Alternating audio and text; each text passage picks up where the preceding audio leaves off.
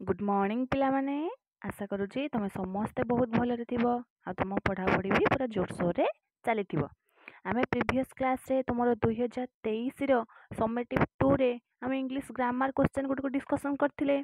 आज आमे 2022 समेटिव 2 रो जो इंग्लिश ग्रामर आसीतिला जो क्वेश्चन गुडी को आमे ताको डिस्कशन करबा। आस ताले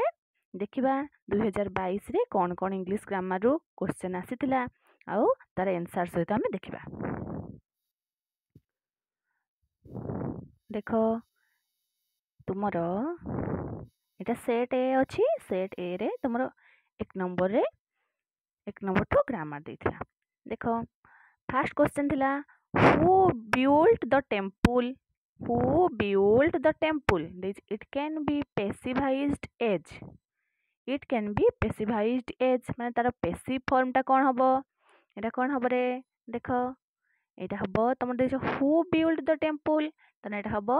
by whom was the temple built, by whom was the temple built तने कोडा हबो ऑप्शन सी हबो ना, by whom was the temple built. तापरे जिबा तापरे 2 नंबर कोन अछि, 2 नंबर छी farmers grow grapes in Hyderabad, farmers grow grapes in Hyderabad. State which of the following is its correct passive form. कोटा हबो एठी हमर ऑब्जेक्ट के ग्रेप्स तने grapes are grown in Hyderabad, grapes are grown in Hyderabad कोटा हबो ऑप्शन डी हबो grapes are grown in Hyderabad. बुझिला तापर 3 नंबर कोन देची, 3 नंबर दिला people believed that he was jealous of her, people believed that he was jealous of her तने कोन लिखाला state which of the following is correct passive form of the above sentence। तने देखो passive रो तुमर तीनोटी question आसी हला people believed that he was jealous of her एटा कोन हबो passive टा, एटा हबो it was believed that जोटी हमर people believed थाए people रे थाए सेटा हम कोन होए it was believed that he was jealous of her कोन हबो it was believed that he was jealous of her option B हबो हैला ऑप्शन बी। तापरे 4 नंबर देखिबा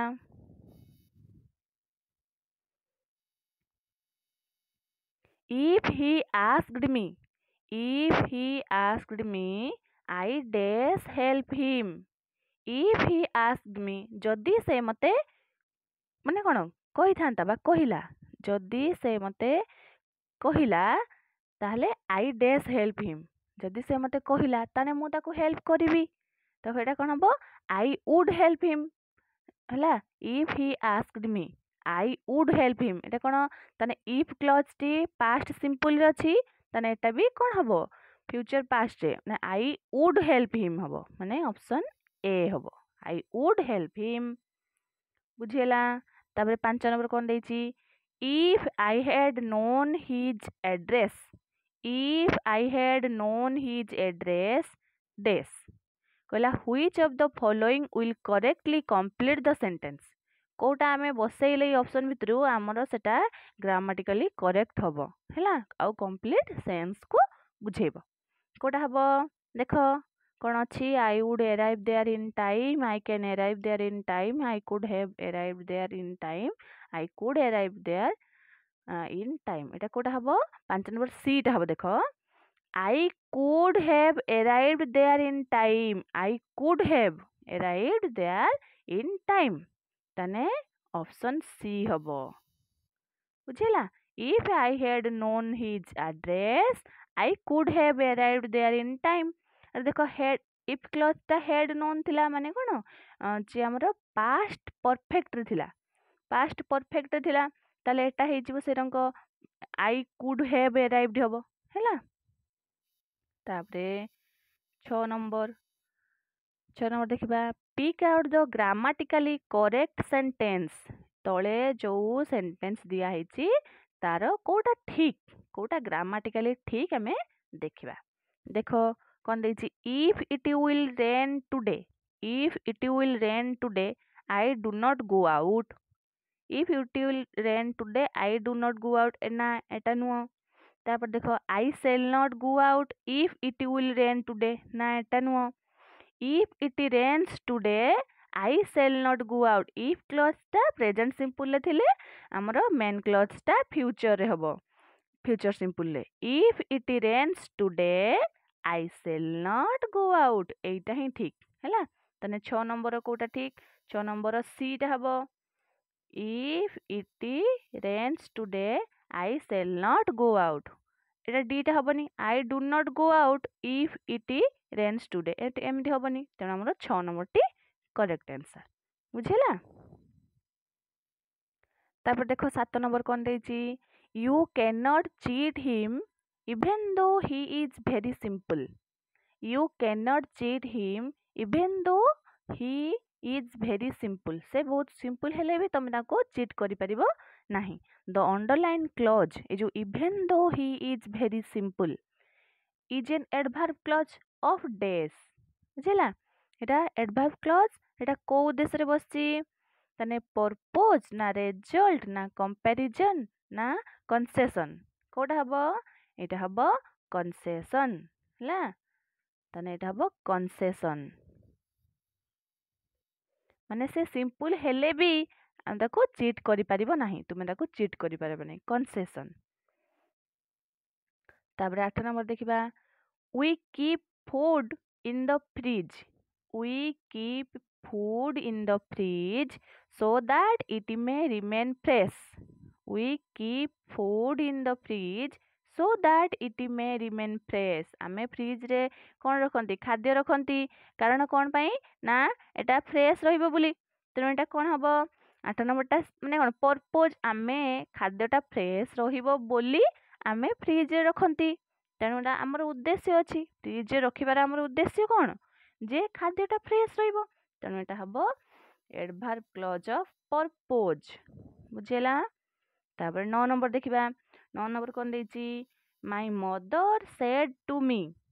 my mother said to me be sincere in your studies एटा कोन देछि ताको हमें इनडायरेक्ट स्पीच रे करबा कोन हबो एटा हबो देखो सबू कौन देछि ताले हमर हबो देखो ऑप्शन बी को देखो my mother advised me, my mother advised me to be sincere in your study in my studies देखो योर थिला ना ताको जतले हम इनडायरेक्ट करबा माय हे जिवो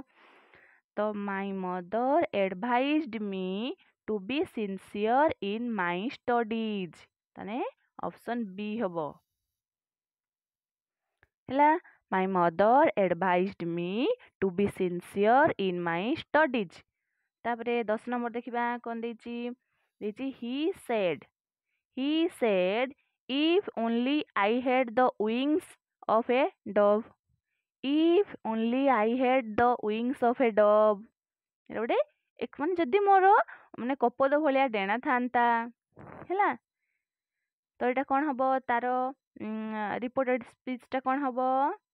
एटा हबो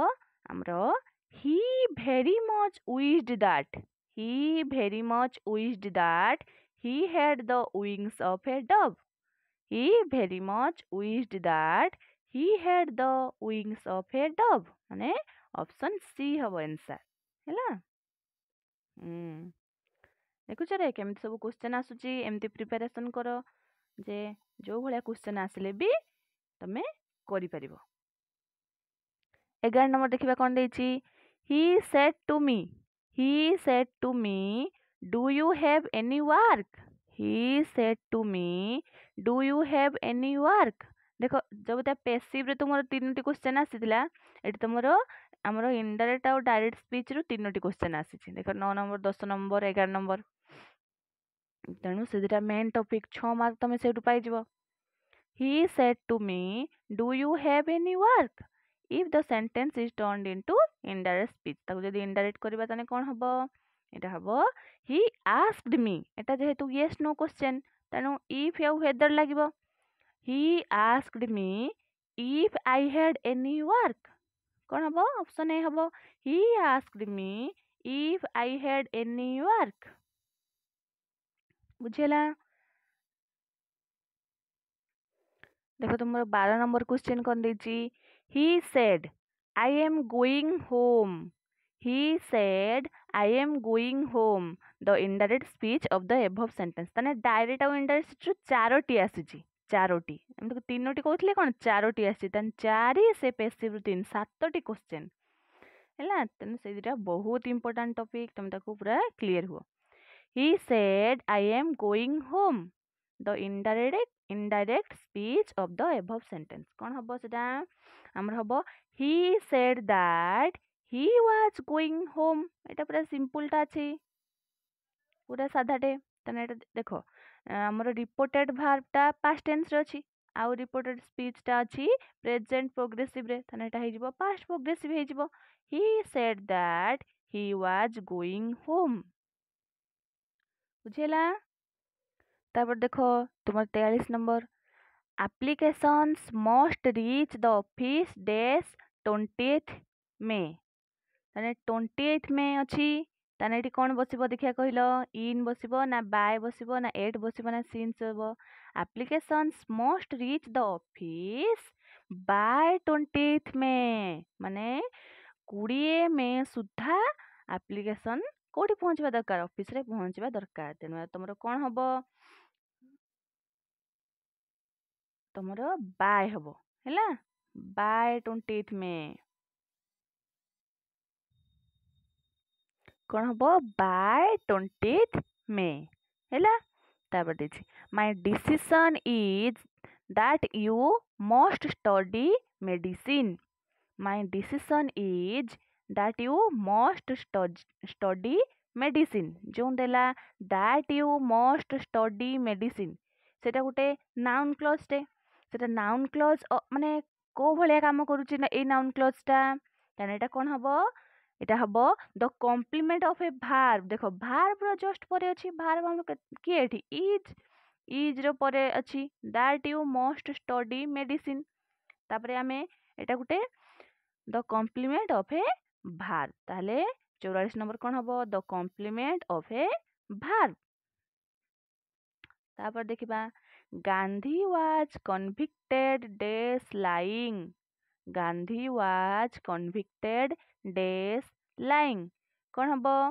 Gandhi was convicted by lying Gandhi was convicted of lying ହେଲା ଗାंधी was convicted of lying ହେଲା ତା ମାନେ କଣ ମାନେ ଗାंधीजी ମାନେ କଣ ମିଛରେ ତାଙ୍କୁ ମାନେ ମିଛରେ ଅପରାଧୀ ବୋଲି ପ୍ରମାଣ ହୋଇଗଲେ ମିଛରେ ତାଙ୍କୁ ମିଛରେ ଅପରାଧୀ ବୋଲି ପ୍ରମାଣ କରିଦେଲେ ତାନେ ଗାंधी was convicted of lying ହେଲା ତାପରେ ଦେଖିବା pick out the sentence in which the relative pronoun can be dropped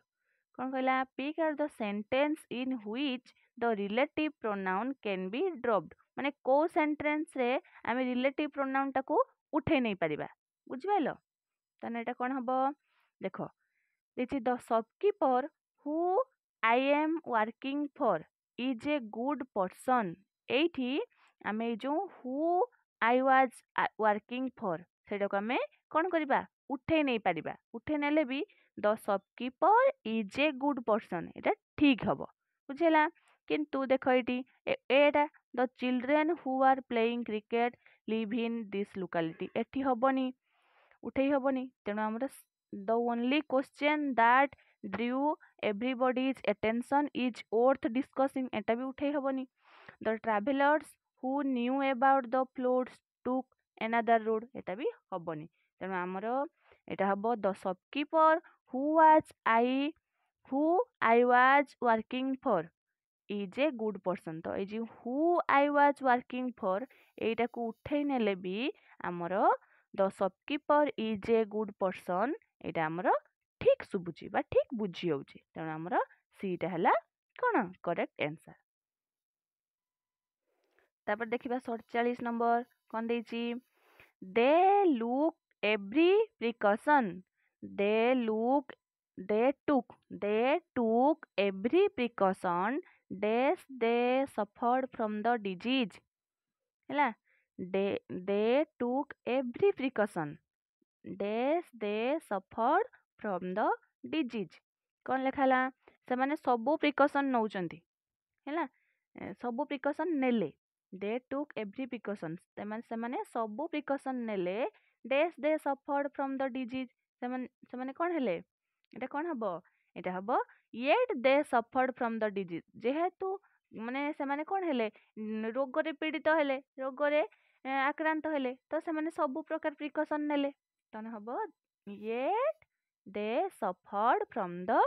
disease ତାପରେ 48 ନମ୍ବର କଣ ଦେଇଛି neither the old man nor his sons prepared to sell their old house ହେଲା neither the old man nor his sons dash prepared to sell their old house କଣ ହବ ତାମାନେ neither the old man ମାନେ ବୃଦ୍ଧ ଲୋକଟି ବା ତା ପୁଅ ମାନେ କେହି ବି ପ୍ରସ୍ତୁତ ନୁହନ୍ତି ତାଙ୍କ ପୁରୁଣା ଘରଟିକୁ ବିକିବା ପାଇଁ ତ କଣ ହବ 48 ନମ୍ବରଟା ଏଇଟା ହବ ଆର୍ ହବ ଦେଖ ନାଇଦର ନର ବେଳେ ଆମର ପାଖ ଯୋଉଟା ଆମର ଥାଏ ସବଜେକ୍ଟ ମାନେ ଯୋଉଠି ଭାର୍ବଟା ବସିବ ଭାର୍ବ ପାଖରେ ଯୋଉଟା ଥିବ ତ ଏଠି ହିଜ୍ ସନ୍ସ ଅଛି ହିଜ୍ ସନ୍ସ ପରେ ଏଠି ସନ୍ ଟା ପ୍ଲୋରାଲ ଅଛି ତ ହବ are prepared to sell their old house ବୁଝିହେଲା neither the old man nor his sons are prepared to sell their old house I saw him cross the road I saw him cross the road the above sentence can be used in its passive form ଦେଖ passive ରେ ବି ଚାରିଟା ସେଠି ତିନିଟା ଏଠି ଗୋଟେ ଚାରିଟା ପକେଇଦେଲା ତାହେଲେ ଏଇଟା କଣ ହବ ତାର ଅପସନ କଣ ଦେଇଛି ଦେଖିବା ଅପସନ ଦେଇଛି ଏସବୁ ଦେଇଛି he was seen to cross the road ଏଇଟା ଆମର ହବ ହଁ ଏଇଟା ଠିକ ଅଛି he was seen to cross the road he was seen to cross the road ବୁଝିହେଲା ତାପରେ 50 ନମ୍ବର କଣ ଅଛି she is looking at the mountain she is looking at the mountain ଆହୁରି ଗୋଟେ ବି passive ରୁ ଆସିଛି ତ ଏଇଟାରେ କଣ ହବ ତାନେ the mountain is being looked at ହବ କଣ the mountain is being looked at ଏଇଟା ହିଁ କରେକ୍ଟ ଆନ୍ସର ବୁଝିହେଲା ତାହେଲେ ଆଜି ତୁମର 20ଟି କ୍ୱେଶ୍ଚନ ଡିସ୍କସନ କଲେ ତାହେଲେ ଆଗାମୀ କ୍ଲାସରେ ଆମେ ଆଉ କିଛି କ୍ୱେଶ୍ଚନ ଡିସ୍କସନ କରିବା thank you to all God bless